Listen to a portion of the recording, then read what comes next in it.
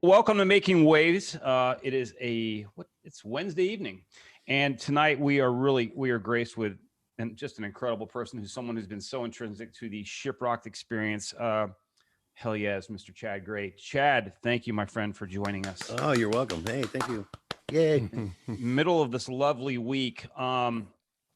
You've had a busy, time off. You got married.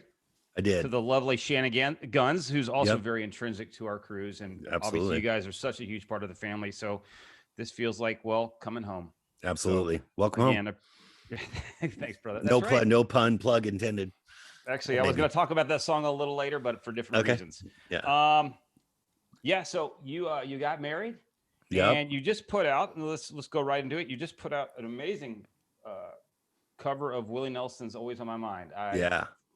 For your new wife and for the wedding and for the whole experience, and tell us how that all came to be. Dude, I don't know if I just, how, like, literally I'll see something on Instagram or whatever, like somebody performing something. I'll have the goddamn song stuck in my head all day. Do you guys do that or whatever? Just like if I just passing by music and it just captivates me for whatever reason. And I think that's what happened.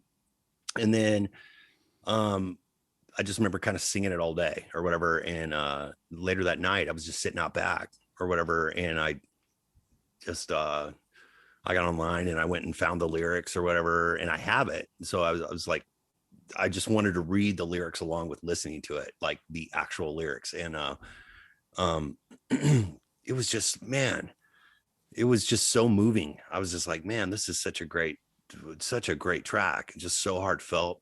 And we were gonna do our first dance because wedding planning, man, it's not just about flowers and people and shit. There's you gotta pick your music, for different things or whatever. And we were gonna dance to Dream On because we both kind of come from the classic rock world. Like when I was young, I was born in 1971. My mom had me when she was 17, so she wasn't done being a kid yet.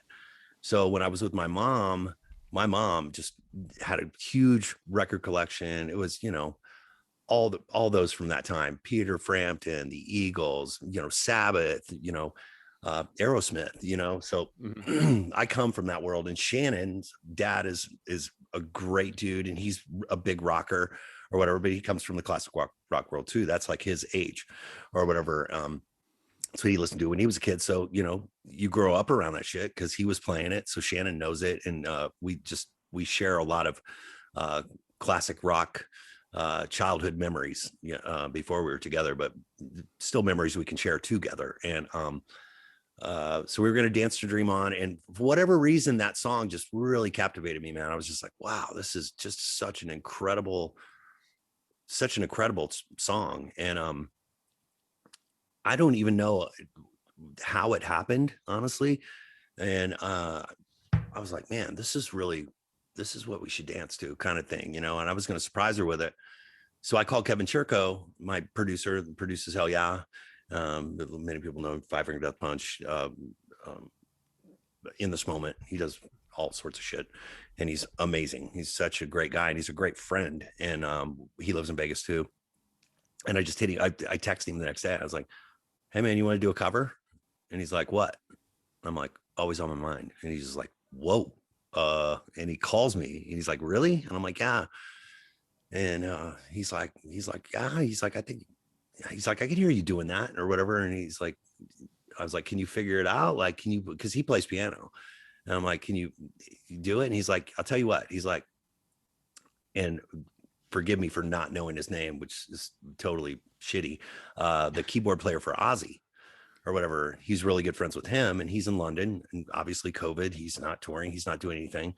And Kevin hit him up and he's like, hey man, you play piano for this track? He's like, sure, whatever.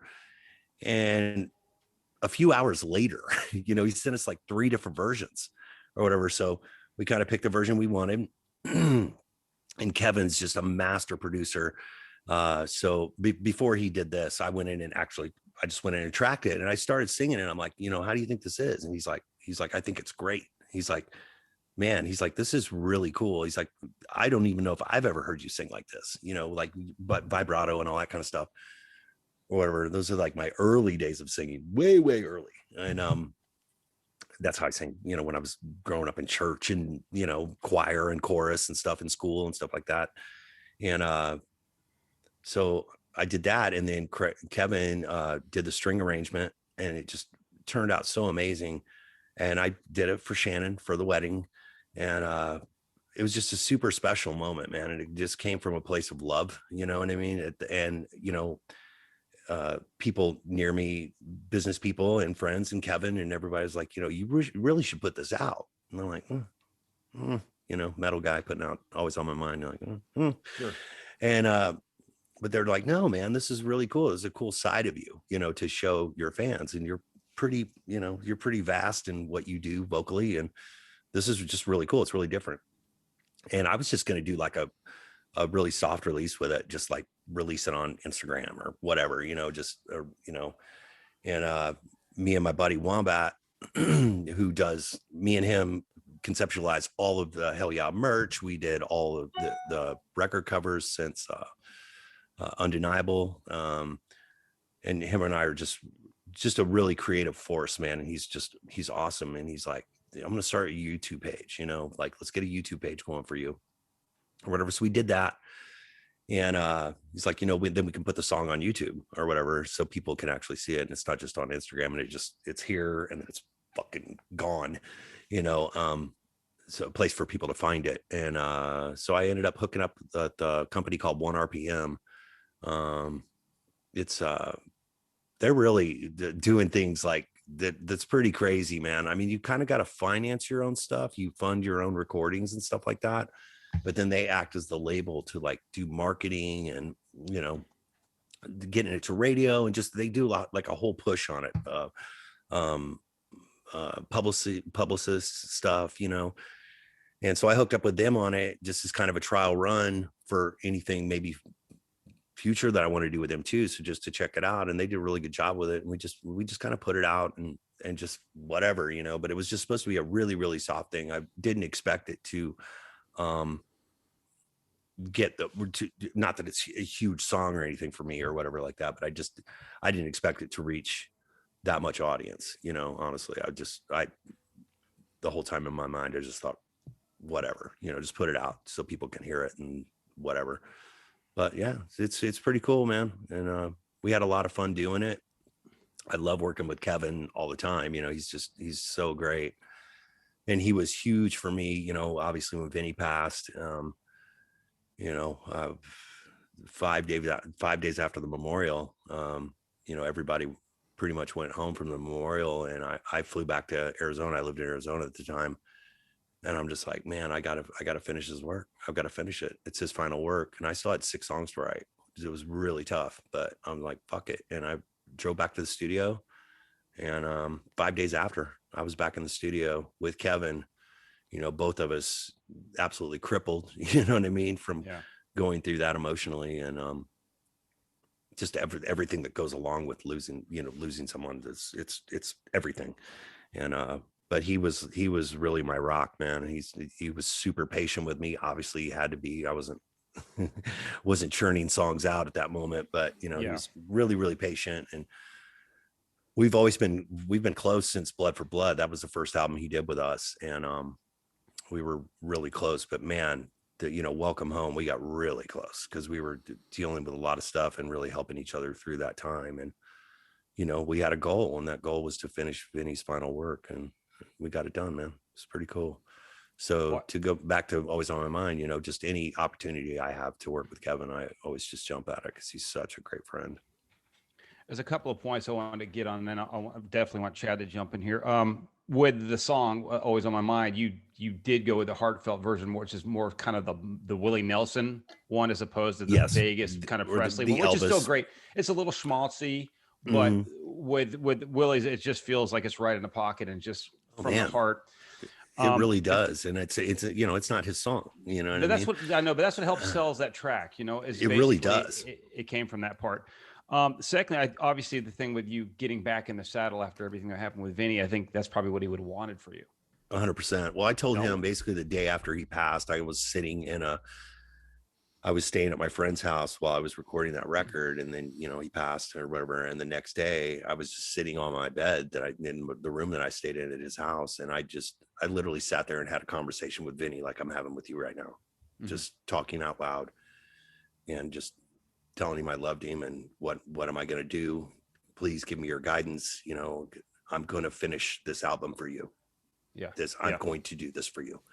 And I said it out loud. Well, when I said it, I think probably the reason I said it was to hold myself accountable to follow up on what I said. You know what I mean? So, So, a few days later, we went to the memorial, and a few days later, I drove my ass back to the studio and continued my mission, but he was my fuel, him and Dime, and that was the only thing that you're always supposed to take something good out of everything. And that was the only good thing that I could ever think about, was that those two boys were back together.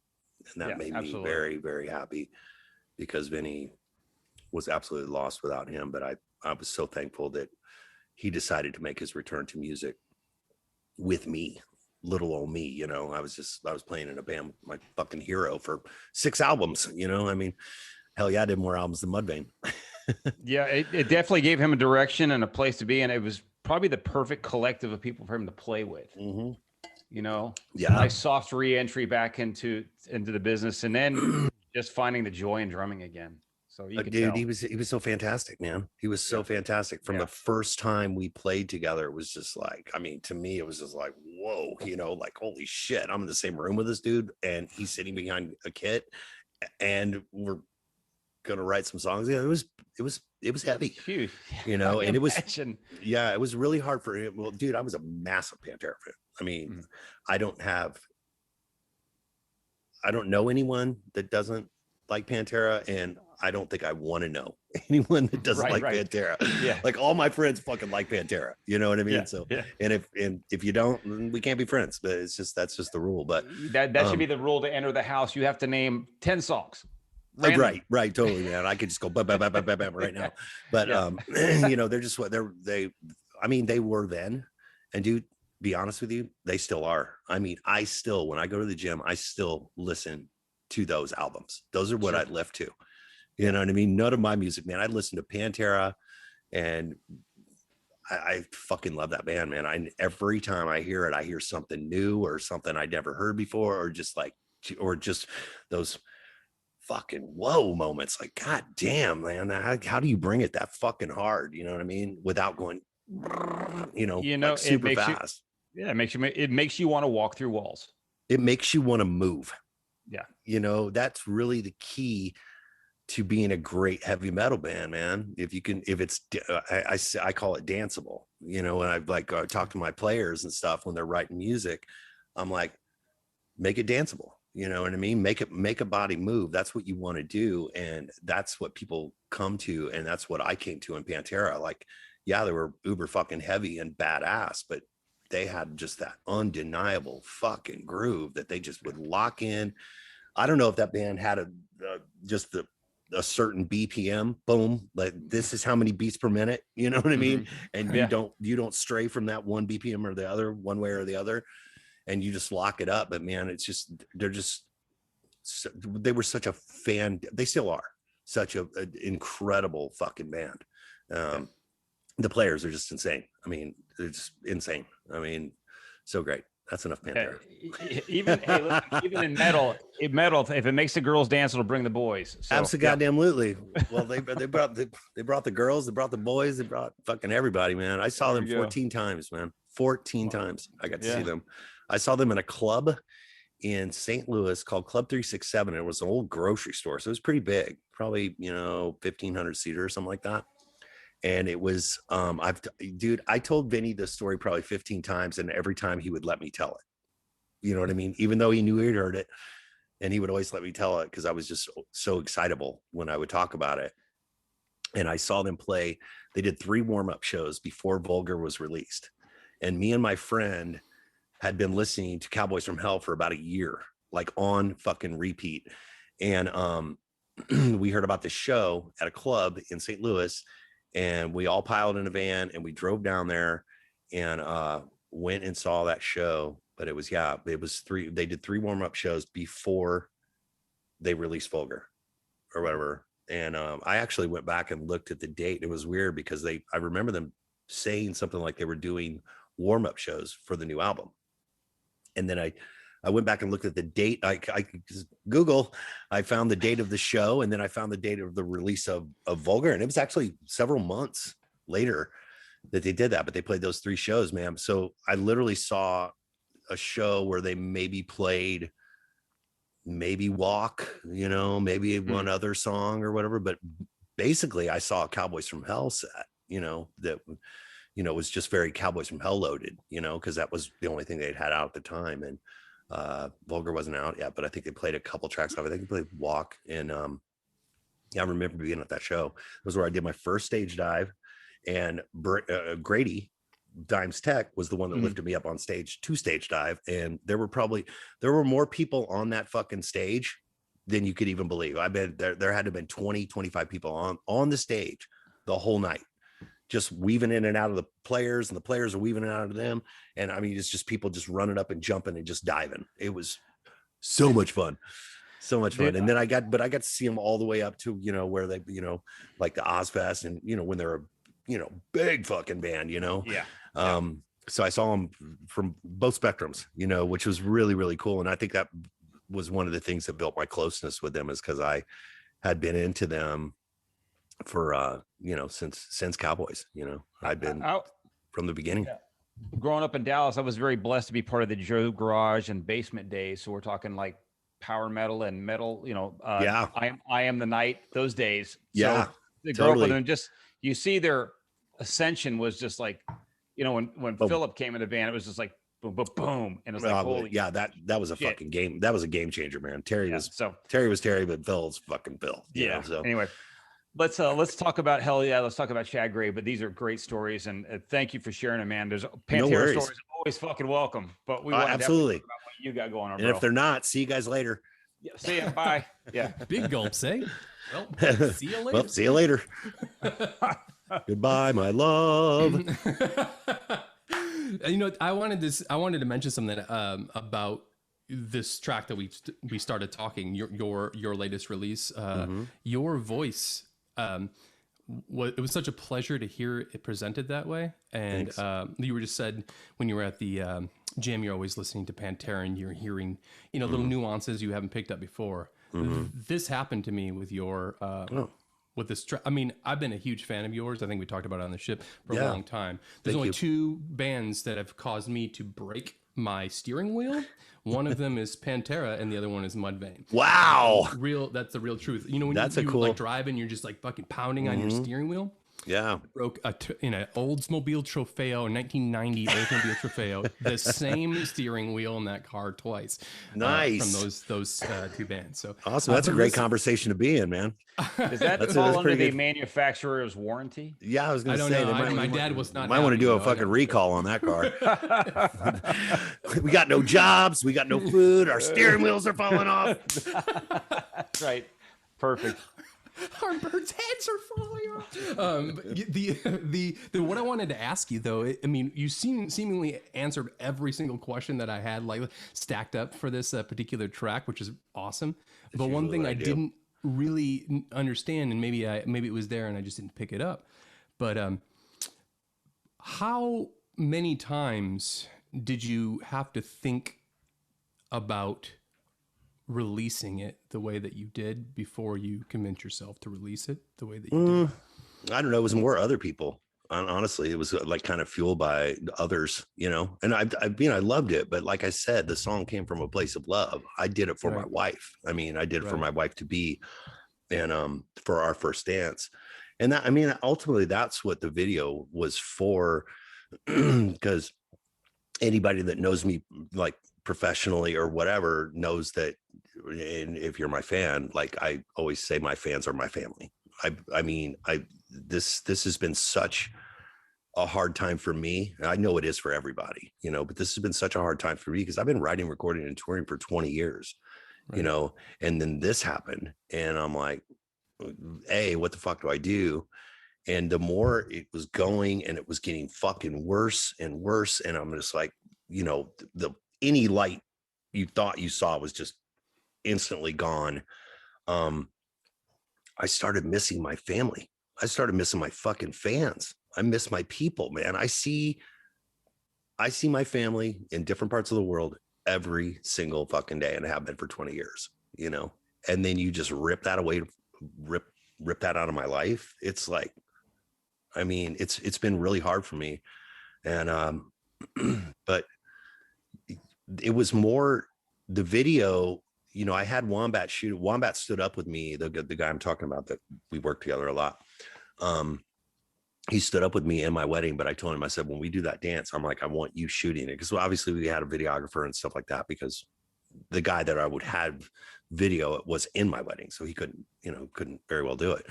So we hired a videographer and stuff like that. But I told Wombat, I said, when we do our first dance, you record it, you get everything you need to make a cool video for me. And then, you know, I went in and did the parts where I'm actually in the studio singing it. And Kevin did the piano parts or whatever, so we can make it a little more like a music video. Because honestly, before I did that, it was just all the wedding, you know, it was just us and Shannon and I dancing, but I wanted to make it a little more music video. So I added me singing the track, and then Kevin obviously playing on the piano. And but that was kind of an opportunity for me to invite my family into my life, and one of the greatest days of my life, you know what I mean? It allowed me an opportunity. Doing that song, it allowed me the opportunity to be able to share it with all my family, with my fans and stuff. And I care very much about them. And you know, you can't invite everybody to your wedding, but that's a good way to, you know, share it. You know what I'm saying? So that, I mean, there was a lot of motivation in that, you know, to release the song, to be able to put the video out, to be able to share such a great moment. You know, one of the best of my life, you know, with my family. Yeah. I mean, it's beautiful. Just Thank you, man. Thinking about all the pieces in the way that you're describing, especially in this period of time. Not many people get those unique chances to look into, you know, their heroes' lives like that, and vice versa. Heroes giving an instance of vulnerability is the most beautiful and most metal fucking thing I can think of. Especially during these period of time. So I just wanted to say thank you for doing that. So. No, thank you very much. I appreciate your compliments, man. It's very humbling. Thank you, Chad. We're talking about, this is you kind of going outside your box with the track, but I was kind of going back through the Hellyeah stuff, and I'm thinking, you know, it's not the first time you've had a foray into something a little different. One track that stands out is Love Falls, and to me, being a kid who grew up in the 70s, but also the 80s, I was a big new wave fan. Right. And it sounds like at times your vocals and the song itself, the instrumentation feels like a new wave song. Yeah. Yeah, it's I like listen to this guy, man. This would easily fit in the radio. Like, I'm not saying Flock of Seagulls, but something a little darker. Yes. But yeah, totally could be that. And then you guys, most time when people cover Phil Collins, they want to do In the Air Tonight, right? Yeah, right. Totally. Outside, I Don't Care Anymore, and that is tremendous. It almost eclipses the original because it's just so moody, and it's just like. Yeah. I've never heard you sing like this. Even Mudvayne, nothing. I've never heard you sing like that. I was immediately taken with that track. Well, there was I mean, you know the story behind that song? No. What tell us? Okay, so this is a great story. So,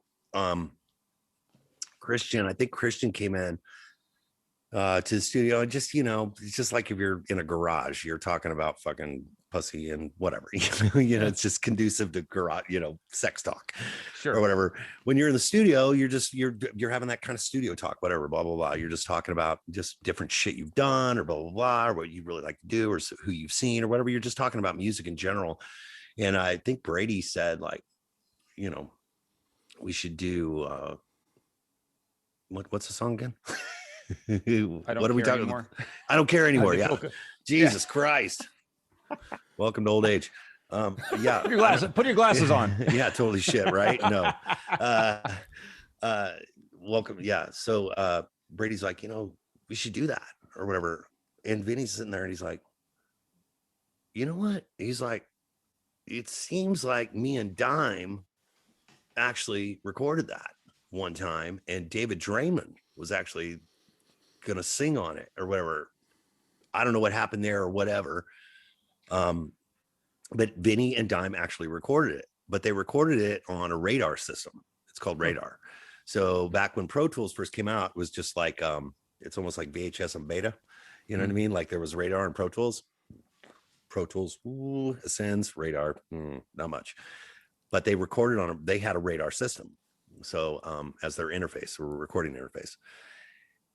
So Vinny calls Sterling and gets him digging through boxes and looking for it and going to the warehouse, where they store all their Pantera flaming signs and shit. And Sterling finds it. Well, then it's Dime playing the song. It's Dime actually playing I Don't Care Anymore. So we wanted to, obviously, because it's Dime, we wanted to bring that into the track, his guitar tracks on this track. And that's really what made us do that song, Okay. Was because Dime had done it. And that was our way to kind of give Dime life again, and for the people anyway. And so, but we had to get, because obviously it's a different, it's like a different OS, you know what I mean? So we had to, so I think we ended up calling Radar, that's a Canadian company, called them and basically got them to send because I'm sure they got maybe 15 that are brand fucking new sitting in a warehouse somewhere, right? So they sent one to Dallas and we were able to dump that off the Radar system and get it into Pro Tools and then send it to Kevin and then we tracked it. But that's Dime actually playing on that track. Wow, that's a lot of moving parts. A lot of fucking moving parts. Yeah, Brady just going, we should cover that song. And it turned into, crazy talk and a lot of legwork. Thank you, Sterling. And, but we ended up doing it, man. It was just a lot of fun. And it's just to listen to it, man. It's like, I'm singing with Dimebag and I'm playing, I'm singing with Vinny. It's like, holy shit, Yeah. But I'm actually singing on a track that Dimebag physically played. Pretty crazy. But thank you for the compliment. I love that track. Oh, it's incredible. Your voice is quite an instrument to itself. Growing up and decided I'm going to take on vocals, was there influences in your life or your musical life, your record collection that sent you down that way? Because there's times when I hear you, I'm going, man, it sounds like Mike Patton. And that's, in the best, but Mr. Bungle Mike Patton at times. Well, Mike's fucking insane. Yeah, so I'm just curious on what vocalists kind of inspired you. Dude, like James Hetfield. I mean, seriously, I call it guy? I call it a yellity. You know what I mean? It's not a melody, it's a fucking yellity. He had a yellity, man. He could fucking, he's just, that shit. When we were on ShipRocked the last time we were on it, I covered was it Creeping Death? I think you did with the Stowaways. I did Creeping Death. Holy shit. I was like, because you listen to a song and a song, and then you've got to learn a song to fucking play a song. You've got to learn it to play it. It's a whole different listening experience because I'm listening to every little thing, not only just making sure I've got every lyric right, but can I get there? And it's funny because it's actually because they recorded a 2-inch tape back then or whatever. So the tuning is actually a half step sharp of 440, which is standard tuning. It's actually a half step sharp. And dude, trying to sing that fucking thing, it is high, man. It's pretty up there. And to sing that way, like, because there's no way you can falsetto that thing. You've got to lay into it and you've got to belt it out. And it's tough. It's up there. And the dude from In This Moment, what's his name? The guitar player? Randy. Awesome dude. Sorry, Randy. So we're standing there at because you do like one rehearsal or whatever, maybe run it a couple times. And you got your little slot schedules. Different people are coming in and out for different songs, performances and stuff. And we're standing there, we're getting ready to do it. And he's like, Chad, and I'm like, God damn, this song is high. He's like, it's going to be a little easier for you to sing. I'm like, why is that? And he's like, because we're tuned to 440. I'm like, what do you mean? He's like, well, it's actually recorded a half step high. I'm like, really? Okay, cool. But play the chorus, just him and me, just standing there. And he fucking plays it. And I went, ugh, and I sang the part. And I'm like, that ain't fucking easier. That ain't easier, bro. You just had me all giddy, like, oh my God, it's going to be easy now. No, it wasn't easy. You weren't getting off scot-free there. No, the fucking half step, it might as well have been nothing. I mean, seriously, it's up there, but it's so much fun to play. And I remember that was on I think that was on a little single. Do you remember singles? There were cassettes, but they were like two, like they're almost like the cassette version of a 45, right? There was like the motherfucker song, and then the B-side or whatever, which I think was Bread Fan. I think it was Bread Fan and the Prince. Probably, yeah. Probably, it was Creeping Death, and the other side was Bread Fan and the Prince. And I remember me and a couple friends of mine, man, we listened to that fucking thing and just wore it out to listen to Creeping Death. And so I mean, that was one of my all-time favorite songs. But that is the Metallica that I started singing to, was that early, really fucking high James Hetfield stuff. And I mean, his voice is still high, but he sings differently now than he did then, man, because that shit was just balls out, and fantastic. It was great. When you got the single, did you go out and explore who Budgie and Diamond Head was? Absolutely. All right. I think I already knew from Am I Evil, because there you go. Am I Evil, the song. But those are fucking great bands. Have you ever heard their versions of stuff? Oh, absolutely. They're so great. Yeah. Great. And Metallica did a hell of it, because they covered them. Basically, Metallica covered them, and their fucking covers are amazing. But the original songs are really fucking cool. Definitely give those bands a new life. Yeah, I know why that. Yeah, right. Metallica probably sold them fucking shit ton of records, right? But by covering those tracks. But yeah, no, but the originals are fucking amazing. Yeah, I mean, good choices by Metallica to cover, because they're Crash Course, awesome. Yeah. Yeah, man. So like when we're talking about your youth and what you cut your chops to learning to sing or wanting to sing, and knowing you from the Midwest just like me, and how hard everything felt it was to attain, just to understand if you like it or not. I'm talking about the idea of getting the cassette single at where do you go? There's probably a small little, maybe a record shop, and you have to get a ride there, no way to walk, that sort of thing. And knowing that you're from an even smaller town than even I was, Port Huron, Michigan. Is it? I'm saying right, Latham, or is it Latham? Yeah, Latham. Latham, Illinois. So how did you find Metallica back then? I mean, dude, man, and maybe you had the same experiences too, or I was very fortunate to have older friends. You know what I mean? And that's where you get a lot of your shit. If you're if you're in 8th grade and a sophomore or a junior or something like that, or whatever, they're kind of passing on, like almost like hand-me-downs, but it's current. And the friend like handed me Ride the Lightning, was like, and it probably lived in his tape deck fucking 24/7, and he broke himself to hand it to me like I'm going to get this back from you tomorrow, motherfucker. But here, take this and check this out. And dude, I was just like Ride the Lightning is where I started. And then I went back and bought Kill 'Em All. And then, and it wasn't long after I got turned on to Ride the Lightning, they came out with Master, so it was kind of a pretty cool fucking moment for me, man. It's like, I get Ride the Lightning, I go back and buy Kill 'Em All, and then not too long after, they release a new album. So I got like 3 albums in pretty much the same time frame, to maybe a few months or something. But yeah, man, that was great. But the first album really that got me into metal, because like I said, I grew up with classic rock, so that was always in my ears, man. And it was Sabbath, great shit, a lot of really fucking good classic rock. And but the one that like really kind of got its fucking teeth in me, man, was Motley Crue, Too Fast for Love. And dude, really, yeah, I was just like, fuck, man, like leather and studs, and super raw. Yeah, man.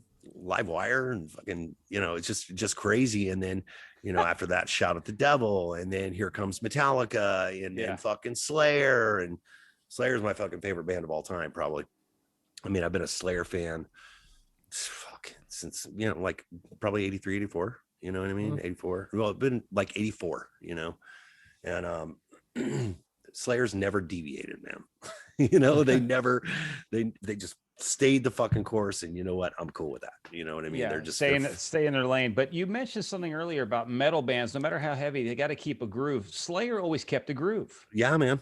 Absolutely. Yeah, Tom, for what he had to wrestle with, was very melodic. And another thing about Slayer too is they've got a lot of melody in their music. If you think about, South of Heaven, and Nothing to Gain, or Deskin Mask, you know what I mean? They write like melodic parts, a lot of, dueling guitar things, you know what I mean? Like not playing the same thing, but like doing harmonies of each other and shit. Very Iron Maiden-esque, but heavy as balls, so yeah, I always loved Slayer for the melody. And they did. I mean, they were heavy as shit. They were super fast, but they would always, I mean, when you can do that, when you could just be blazing a fucking trail and then just steer away and bring some melody into it and then go right back on that. It's like, dude, I'm cool with that. I love melody. I love melody in music. I love it. Now you can take a track like Postmortem where they do that. Where they just have that really cool groove and then they just come right at you. Absolutely. Yeah. Absolutely, man. No, they're fantastic. But those are the bands I grew up with, more of the Bay Area, the thrash metal. I loved fucking thrash. I love thrash. Back when they called it thrash. I don't know what's called now. Did I see Slayer back then? Like in Illinois, like that. Yeah, I saw Slayer on Clash of the Titans. No shit. Or whatever that was, which was oddly enough, Alice in Chains opened that. And it was Slayer, Megadeth, and Anthrax. Like, what an oddball bill for fucking Alice in Chains to be on. But dude, I fucking loved that band. I loved that performance. It's incredible. But and dude, people were sitting down. Nobody gave a fuck. And Lane was just Jesus Christ, man. They were so fucking good and just so different, man. They were so different. But it was a pretty fucking incredible show, and nobody gave a shit, but I did. Me and a couple friends that were like probably the only people on the floor that were standing up, but it was indoors too. Yeah, it was indoors. Yeah, it was in arenas. God. Yeah, they played at the Prairie Capital Convention Center in Springfield, Illinois. I was at that show, but I remember waiting for Slayer to come on, and I'm kind of standing there, on the floor and shit. I don't want to get in the pit and do my thing or whatever, but it's a Slayer pit, so it's a little different than other shit that I'd seen. And dude, people are just like fucking. I look behind me, man. There's these two dudes, and they got to be like 6'3", 6'4". They're big men, big, and they're fucking standing there and they're doing this shit. Oh yeah, fucking stretching their neck out and getting ready. Holy shit! Harpo's swing. Oh yeah, totally. Yeah, dude, Harpo's. I was just talking to Corey Taylor about Harpo's the other night. Oh no shit! I don't want to get you off your thing, but as soon as you did the neck thing, I was like, I remember as a child. Actually, I might have even been at one of your shows going, nope, and I got out of there as soon as that happened. Yeah, man. So Slayer started playing. Man, and I mean the fucking place just went ape shit nuts, right? And I mean, I was in the pit like an idiot. I was probably 95 fucking pounds, just a little skinny motherfucker. And I got ripped in the pit and went down. And one of those big ass dudes picked me up. They helped me up. Yeah. And I love that. Yeah. There is a sociality to moshing that, it's honor code. But it's funny you mentioned that when people start warming up and it looks like a New York hardcore mosh, like pit, like you're getting ready to open up and you're like, totally. Why are they practicing like judo kicks? What the fuck is going on? Yeah, exactly. Yeah. What happened to the circle pit of yore? Yeah, I've been fortunate enough to see that firsthand, not being from, the East Coast and up there. Like I never saw that shit until I was actually, in the flesh on stage playing for that type of moshing. I'd never seen it because that's a Northeast thing, and I was from the fucking Midwest, so I'd never seen it. It was until I was on stage playing and watching people fucking do the judo shit, and like what the fuck? So like I'm forgetting my lyrics. I'm just like, you know. Like, wait, what about we're having a push pitting? What's going on out there? Yeah. Hey, No, so you got me all misty-eyed talking about Bay Area. Have you watched A Murder in the Front Row yet? I haven't. You guys got to crank it up. It's a documentary about the Bay Area thrash scene, and all the everyone's in it talking about it. It's brilliant. You guys will probably be streaming with tears by the end of it. Wow, man. What is it called again? Murder in the First Row? Murder in the Front Row. Murder in the Front Row. Oh yeah. God damn. Okay, where's my phone? Gotta write it down. Yeah. Sorry, guys. Sooner that's it goes perfect with dinner. Yeah. A nice lasagna. Yeah. Okay. That's right. What's Murder in the Front Row. Front Row. And I just for quickness, I threw it in my lyrics notes. Mm-hmm. So there's a bunch of lines that I just, when I come up with something, I put it down to that. So don't be surprised if that ends up being a lyric. Because I think it's a lyric. It's from Bonded by Blood by Exodus. Lyric. Wow. So there you go. Oh, okay. Okay. Yeah. Yeah. Okay. Yeah. Fuck. Okay. Use it anyway. No, I can't. Gary Holt would love it. Come on. Fucking Gary is awesome, man. He was awesome. Love it. I remember, dude, one of my greatest compliments ever, man. I'm walking off stage. He's like, man, you got the baddest fucking screaming metal, and walks off. Like, Gary Holt just told me I got the baddest screaming metal. All right, people. Yeah. No, but man, it was so cool. And he's such a fucking nice guy, man. He's fucking cool. So cool. Yeah. It's always, that's what I love. Chad, when you get this perception as a kid, oh my God, this guy's a Slayer. They're probably mean as shit. And then you meet him and you're like, what was I so worried about? Dude, like, nice. Carrie and I text all the time. He lives in Vegas. Does he? Okay. Yeah, he lives literally up the fucking street from me. And we have not gotten together yet. And we'll go through, life gets in the way, right? You know, sure. And we'll fucking text for 2 days. Like every 20 minutes, we're sending a text back and forth to each other. And we were supposed to get together one time, him and his wife Aisha, and I was gonna take Shannon and we were gonna go and hang out with Carrie at his house. And then I can't remember, like I had a COVID scare or something like that, and then it just ended up working out. You know what I mean? Like we both ended up canceling for whatever one reason or another, you know. But yeah, I had kind of a COVID scare because the guy that I lifted with or whatever, I lifted with him on a Monday and he hit me up on Wednesday and he's like, hey man, I tested positive.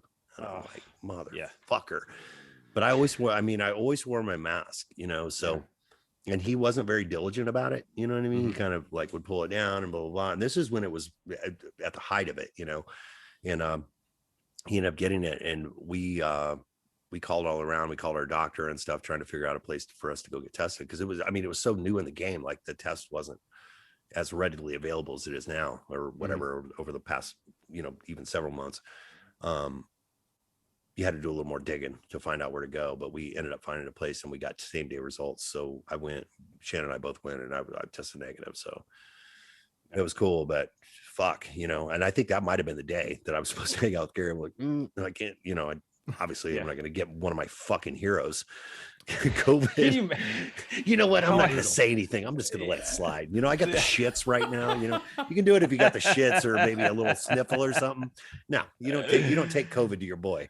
No. Like, what's absolutely. up? I'm just giving some sweet dude neck kisses. And then totally. Chad, we'd love to talk about right now. I'll take a little time talk about the ShipRocked experience for you. You guys have been monumental to it, both as a stowaway and Hellyeah. So Chad always is really great about taking this section on. So I'd love to hear some of your stories. Yeah, man. So what I usually ask folks is like, do you remember the first time you walked on it? But you're like way beyond that as a pro at this point in life. So I just wanted to ask you what your thoughts are on seasickness. So I don't have it. You are a winner because have you ever been in this? How about Shannon? Has she ever been sick? Oh, no, she's been on that thing like fucking. I think she's been on it every goddamn year that it's been going on. I mean, she was long before her and I met. You know, she would go on and do kind of what you do, Chad. You know, you know, announcing and shit like that, or whatever. Going for work, bummer. Yeah. You know, but yeah, no, she's a veteran for sure. So yeah, she doesn't have any seasickness either. So you got iron gut. You never had you and the entire time that you guys have been on that ship. That's great. I had this question I was going to ask you about the buffet line in particular. If you had any particular sweets that you like to eye out right when you get there, if you're a salami, No, what? I'm usually performing, so diet. You have to maintain the diet. No, I don't. But I think the last time I got broke down, I got like one of the pizzas or something like that. And it was actually pretty fucking good. Yeah, dude, that line is just ridiculous, and that seems like that may be the only thing that's open at that time of night, because it's usually the late thing or whatever, and there's just a fucking mad line or whatever. But dude, I enjoy that thing so much, man. Danny is a great fucking friend of mine, and he's always just taking great care of me. And after Vinny passed or whatever, we obviously weren't playing on it or whatever, and he ended up being like, dude, come on, just come on, because we were talking and stuff all through that, and he's like, come on, man, you need a break, So it was after I finished Welcome Home, and then I went and I ended up doing a song with the Stowaways or whatever, but he basically let me come on, just as a retreat, from reality. But I've always had great experiences on it. And I think it's so crazy because you're literally it's like a backstage with all your fans. You know what I mean? Like when you go out, you're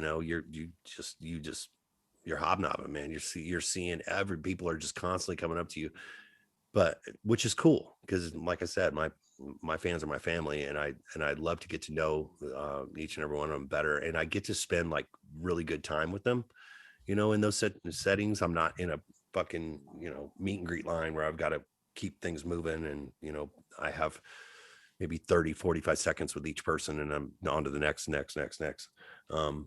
I can actually hang out with people a little bit, at least get a couple minutes with them, but the fans and the family, the people, the ShipRocked family, I mean, they're super respectful. You always get, but I don't care. I mean, I'm not going to sit in my cabin and eat every fucking meal. So I go out and, and eat and just sit where everybody does, for whatever kind of food I want. And so, I mean, you'll get the looks like, let's look that, and I'm just like, kind of hang on a minute, and they don't bother you when you're eating and shit. And then when you get up, then it's on, but fuck it. It's cool. I always have a good time on it, man. It's always a lot of fun. Yeah, the performance you talked about. Love it when you're on the ship. Every time that I would leave a situation where you were like right by me and like, so like, what's he like? And I'm like, I don't know, wait till he's like chill and go ask him what he's like. Maybe he'll tell you. I'll talk to you. Yeah, Chad, the one performance you mentioned was when you came out and did Blind, and Head was playing guitar. Yes, that was everyone in the audience was great because they could feel it was such an emotional performance, an emotional time and moment for you, and that was super special. And I think it's going to live with us for a long time. That moment, I hope so. And that it was great. It was really crazy. It's a tough track to begin with, even if you were like feeling your best. It's a tough track. It is, man, and it was really kind of bummed me out a little bit because it's the Stowaways, man, is fucking completely throw and go. You better know your shit because you can't, like, when I'm on the road with my crew and stuff, I'm wearing in-ears and fucking, I'm like, give me more guitar, give me more this or whatever. You get what you get. And I got up there and for that, and I just really could not hear myself. You know what I mean? Sure. So it's like, and I'm like, kind of doing the ear thing because it's such a low song. He's like, it's sung so low, and kind of quiet. You know what I mean? And I really couldn't hear what the fuck I was doing, but I was just happy to be there with Head and the opening, the fucking "Are You Ready?" and did the big scream or whatever. That's kind of the banner moment of it. Everything after that, not too sure about. So, but whatever. I had fun doing it, and I fucking love Head. I absolutely love that dude. He is so great. We toured. Speaking of Head, if you guys don't mind, by all means. We played a show with them. We played 2 shows with them in Monterey and in Mexico City years ago, like in soccer stadiums, right? Wow. and it's us and Korn. I think it was Manson. And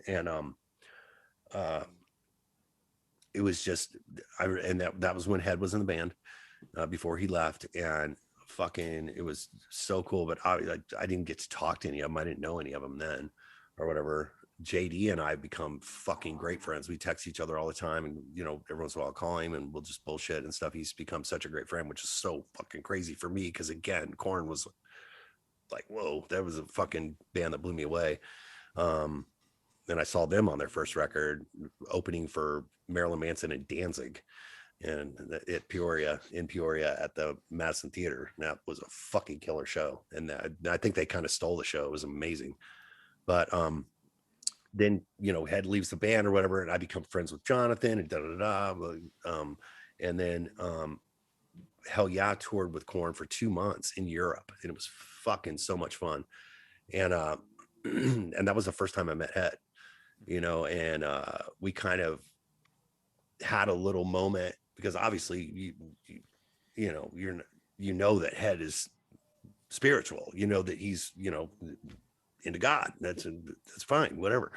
And so we kind of had a little moment, and I was just like, man, I was like, I'm not, because I grew up with religion, I grew up in that stuff, and I just there was a lot of judgmental shit that I went through when I was young, because I was not the normal kid, and I've always just been different, either looks or whatever, so religion was kind of like church, and that kind of like youth group and all that kind of stuff was really awkward for me when I grew up, and it kind of built a little distance, not necessarily spirituality, but just the judgy and shit like that. And we were just having a conversation. I was just like, Ed, I was like, I know that you're, religious and stuff like that. And I think it's great. I was like, I think it's great that you found yourself in God and in Jesus. And that's fantastic. Who doesn't want, people to have some connection with something in their life? You want to rah that. And I'm so happy for him, because he's done great things with it. And we were just talking about, I was like, I just got to be straight with you, man. I was like, I am spiritual, and I believe in something bigger than me, and I believe in something bigger than us, but I am not religious at all. I can't get behind religion or whatever, the judgmental aspects of it and stuff. And I hope people don't hate me now because I'm saying this, because I have a relationship, but I have a relationship with what I want to have a relationship with, not what somebody's telling me that I have to have a relationship with. You know what I mean? You should be able to, on some level, build it on your terms. The 10 Commandments, those are pretty important, right? Mm-hmm. You don't have to be religious or whatever, or to not want to kill people, I mean, or not lie or whatever. So I kind of live my life by that, you know what I mean? By the commandments, do the right thing. It's just like, do the right thing. It's pretty, you don't even really need those written out to know not to want to do that, So I do have a level of spirituality inside of me, and I have a connection with something, as I'm very grateful in my life for, as turbulent as my life has been at times or whatever, something's always carried me through it. You know what I mean? But I think that's just a belief in something larger, I don't know. Well, I think Head understands that there's something, as long as there's something in the universe that's turning you and making you, as you say, do the right things. And I think that someone like that, he understands, and that's what he's looking for too. And he did. And that was back to the point of my story. That's what it was. He was like, I understand completely. He's like, as long as you have a relationship with something. And I'm like, absolutely. Yeah. I just don't have to do it on whatever terms. And he is so non-judgy, because of the way he looks and because of who he is as a musician, and but he's a great fucking human being, man. He's a great person, and he's become a really good friend, and that was a big moment for me. And I couldn't have, I mean, in that moment, if you want to talk about the spirituality and stuff like that, I mean, that moment, me, the first time walking back on the stage and actually performing, I mean, who else could I ever want to be with? Him. It was perfect. Yeah. Plus, he was going through a little catharsis that week because we showed his film. Oh, that was a fantastic. Tough pill to swallow. Yeah, but it was fantastic. You're right. It was great, man. And Shannon was so proud to be the she was hosting mediator that, for that or whatever, the host, and she was so proud of that, and she did such a great job, and he did such a great job, and not only that night talking about it, but just putting that whole thing together. That takes a lot of guts, man. That takes a lot of balls to do that. I mean, that's real. Talk about vulnerability, bro. That's right. I mean, that's it to the 10, not to the 11s,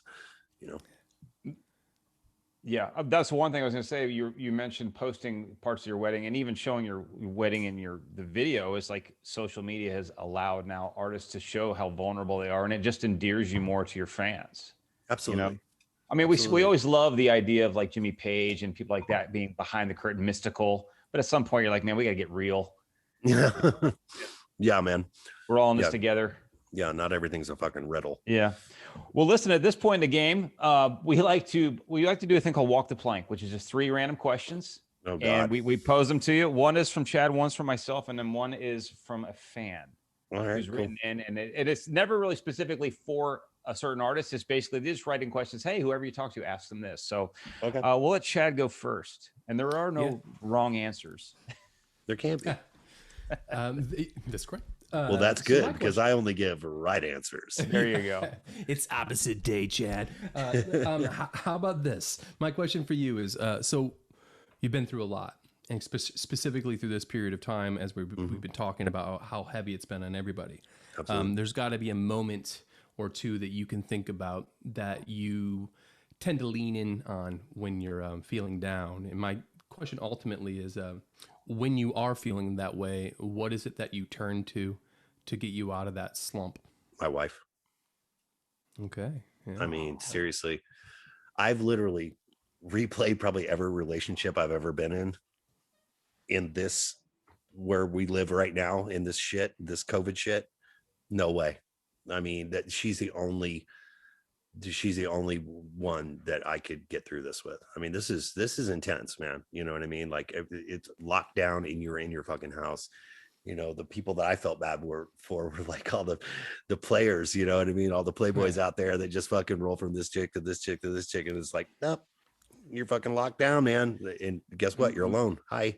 But maybe they grew up in that period. Yeah, totally. Well, probably grew up fucking 5 minutes too late, but no, she just supports me, man. She understands me, she gets me, she knows I'm fucking crazy, and that's just, it is what it is. And she deals with me, and she's my fucking everything, man. She's been so awesome through this, man. And I mean, from rebuilding this house, we lived in an RV in our driveway for fucking 5 months when we were rebuilding our house, and she stuck with me through that shit. And then we get through that, and then COVID happens, and it's just like our whole goddamn relationship has been one fucking havoc after another, and I can honestly say we're stronger today than when we were when we met, and it was just fucking fireworks, right from the start. I mean, and but yeah, man, it's been pretty fucking great to have her in my life through this, man. She's been fucking fantastic. She's a great person. She's a great person. Beautiful girl, but she's an amazing woman. Amazing. I'm so proud of her. That's awesome to hear, man. Hey, congratulations on not having to live in the RV still through this. Yeah, Can you imagine? Oh, Jesus Christ. That we talk about that all the time. Like, can you imagine? I'm like, no, because our fucking freezer was as big as a shoebox, man. When food wasn't, when everybody went crazy with the food and shit, it was just like, yeah, man, that was crazy shit, man. We would have been fucked in so many words. Fucked. Well, Chad, let me ask you this. What temptation do you find the hardest to resist? What do you mean? Like, what, and just general? You could be it could be cakes and ice cream. It could be anything you want to be. This like, man, I shouldn't do this, but I really want it. Dude, probably food, honestly. You know what I mean? It's my fucking weakness. It always has been. I love it. And I love good food. And that's why I love to cook because I like good food, and you know, I wasn't always a good cook. You know, you got to practice. But yeah, you know, yeah. I mean, yeah. I mean, that's tough. You know, like when you're lifting and shit like that, you know, your cheat meal or whatever. If I could keep it to that, I'd be fucking golden. But I have a cheat weekend. Like it starts on Friday and it fucking ends on Sunday night. I'm like, okay, that's it. I'm done. And then by fucking Wednesday, I'm getting a burger or whatever. Nothing tastes better than lean. Really, dude. That I've heard that before. Yeah. Nothing tastes as good as lean looks, man. There you go. There you go. Well, Chad, well, you look like one of those kind of guys that you could fucking eat everything in the house. And no, dude, I'm like you, man. I'm 54, bro, and I have to watch what I eat because I work out, and it's just like, you know, I listened to Rogan went on that whole like carnivore only thing, and I was like, I tried that for a while, but I sometimes like, man, I'm lacking carbs. I need carbs because I feel fatigued. But yeah, man, I wish I used to be that kid, but not anymore. I lift with a dude every once in a while. It's probably the strongest fucking human being I've ever seen in my life. He's enormous. He's just so fucking jacked.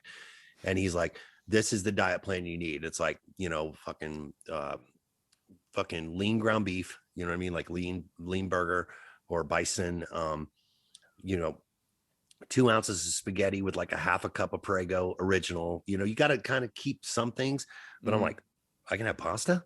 Really? You know, 2 ounces raw, you know what I mean? And then when you cook it, it turns into 4 ounces. So it's actually 2 ounces of pasta, 2 ounces of spaghetti. It's actually quite a bit. And you look at that, what 2 ounces of spaghetti, which is technically a serving on a box. And it comes out to be about 4 ounces, but it's quite a bit of spaghetti. And you look at that and go, wow, that's a serving. Think about every fucking, like when I saw that and it was plenty, I think about any time I've ever went out to an Italian restaurant, man. And it's a fucking pile of it. It's got to be 15 servings. You know what I mean? To see somebody polish one of those off, you're just like, oh, dude, you know. But he's teaching me because I did keto and I lost like 25 pounds in 2 months. You know what I mean? So fucking, you know, carbs are like this to me. Like when you get in that headspace, and even though I'm not doing keto anymore, or I wasn't doing keto, I still watch my carb intake. You know, and he's like, dude, if you're gonna build muscle, you need fuel, and carbs are fucking fuel, you know? So he's like, you know, but he put together a diet plan for me or whatever. And he's just a rad dude. And, but it's, you know, skirt steak, you know, like some red meat, but still chicken and fish and stuff like that. But I love chicken and fish too. So it's all good. Sodium seems to be the one now that everyone's focusing on, is keeping sodium low. That's why, like, you know, white meat and like, oatmeal basically carries 0 sodium, so that seems to be the thing. So it's just crazy when people start bringing out the scales and measuring out their macros. You're like, holy shit! Yeah, macros are a bitch. But dude, I mean, but a big part of fitness, man, is water intake, hydration. Absolutely. It's hydration more than water. You know, just stay fucking hydrated, because like people that they go on a diet and eat like a fucking cracker a day. All you're doing is training your body to store fat, because you're giving it 1 cracker a day. So it's like, fucking don't let anything go. Hang on to it, because we're not going to get a cracker until tomorrow. You know what I mean? So you're not going to shed anything. You have to eat. That's what makes you lose weight, is like eat, but you have to eat the right things. You have to eat clean. And water is the same way. So if you just drink a cup of water, maybe let's say 24 ounces of water a day, your body is not going to release water. So you're going to retain water, which makes you look bloated, right? Yeah. I drink probably 10 or 12 of these a day. Like I fucking pound water like crazy. When you pound water, it releases all that water retention. It releases fats, it releases carbs, it releases calories, it releases everything, including water. So you don't retain water. So yeah, hydration is a huge part of being fit or whatever. So ladies and gentlemen at home, stay hydrated. I love adulting. Well, dude, people like I heard this, like, whatever, I don't know, panel or summary or some shit that 96% of humanity is dehydrated or whatever. You don't even know it. Like, just because you drink maybe what you think is a lot of water isn't enough. So like you're really, but the unfortunate part about drinking 14 of those a day is I piss every fucking 10 minutes. Like, you guys are killing me right now, by the way. Your prostate's going, what the fuck, dude? Come on, give me a break. Yeah, I need one of those fucking the little bottles that you get when you're in the hospital, right now. The catheter. Yeah. I'm gonna go do the ShipRocked thing. Honey, get the catheter. Come on, pull it out. Yeah. Oh. Well then, Chad, did you have a question? We got the fan question. Oh, Yeah. Question. Last question. Is this one for me, or is it random? It's random. Random. But okay. It is a question. Yep. Yeah, so it won't be even directed at anything in particular. Okay. So when you were younger, what did you used to get in trouble the most for? Being loud. Being loud, being a fucking class clown, just being a fucking idiot. I was just, dude, I was always just, such a fucking crazy little fucking kid. So I'm just off, man. I mean, I can hold it together for shit like this, but I mean, just in my head's always, yeah. I just talking in general, just talking, like acting out. That's generally what I got in trouble for. Whether it would be in a band and look at Still loud, teachers. That was my conditioning to get to what I do. That's right. He's still loud, folks. He hasn't grown a bit. Yep, being loud and talking too much. There you go. Well, speaking of, man, listen, we've had you for an hour and it's been an absolute pleasure. Thank you so much for the stories and everything that's going on. We know you have a lot coming up on your plate that we're going to look forward to, and we can't wait to hear about it. Yeah, I hope so. I've got some more stuff. I've been having fun with the covers thing, so I got. Yeah, we look forward to. So everyone, if you haven't check out Always on My Mind, his cover of we all know it as a Willie Nelson song, so we'll just call it the Willie Nelson song. Yeah, the Willie Nelson version is the one I got. The version, not the I'm Elvis sorry. version. Thank you. Yeah, I appreciate that. I think there are probably 25 versions of that fucking track out there. Oh, absolutely. I mean, the dude that wrote that thing had to have made $1 zillion fucking dollars. Yeah. His whoever inherited the rights is doing well. Yeah, absolutely. But listen, please give our best to your lovely wife, Shannon. Absolutely. And we look forward to obviously seeing you guys again. Real quick, guys, some real housekeeping here before we say goodnight to Chad once and for all. Thank you for tuning in to Making Waves. You find us on Spotify, iTunes, Google, or Amazon Music. Please subscribe to us and never miss an episode. Absolutely, man. There you go. All right, there you go. We are part of the SEM podcast family. If you guys are still interested in coming and joining with us January 2022, go to ShipRocked.com. You can still buy a cabin or find a cabin mate and make new friends. And you can also find all the new merch over there at ShipRocked.com. Quick thank you to Al McManus, our producer, Jen Zito, our engineer, Heather Smith, our show coordinator, and of course the captain, Alan Cadening. And we want to give a quick shout out tonight to Danny Hill. So, Danny, what's up, dude? Yeah, love him. Absolutely. Chad, Chad Nicefield, I should say. Do you want to say anything to Chad Gray before we exit tonight? Let the poor man get to his dinner and murder in the front row. I just want to let everybody know that I can't see him, that he looks beautiful, and it was really great to see you on my computer screen. Yeah, very cool. Thank you guys so much for having me, and I love the ShipRocked family, and you guys keep cruising, man. Keep having fun. Yeah, and we'll definitely have you'll definitely be back on at some point, I'm sure, and we look forward to that as always. I'm quite sure. So ShipRocked family, check out this episode with Chad. It's going to be awesome, and tell all your friends. So thank you guys so much, man. Thanks, brother. Yeah, all right. Thanks for coming. Stay safe, stay happy, stay healthy, and as always, stay motherfucking metal.